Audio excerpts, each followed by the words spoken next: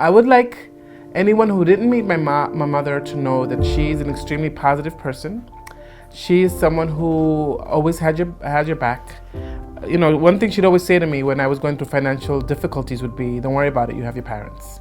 So I always felt like I can conquer it all because I have parents. So one of the things that I worry about, and not to get emotional, but I can't imagine not having them, because I've always, luckily for me, they're 79 now, my mom. I've always had her, and not that I financially need her anymore, thank God, but I've always had that in the back of my head. Don't worry about it, you have your parents.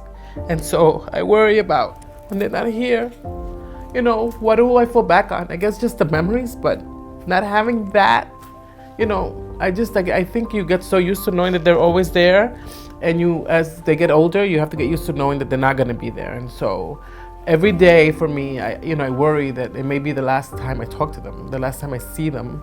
And so I have to every day prepare myself to think of how would I be when I can't call my mother anymore. How would it be when I can't come visit them anymore, you know, and what will I do to kind of fill that void? And I do have a lot of beautiful memories, but just not having them is something that I think I have to work on. Because they've always been here all my life, always been there, available. There's never been a time that I've needed my mother. Well, that's not true. I remember one time she left me after I had DJ because she had to go to a flight to the Dominican Republic, but she was there when I had my son. So I can't ever remember a time that I've needed my parents and they haven't been available. And that's something as they get older that I know that I have to deal with.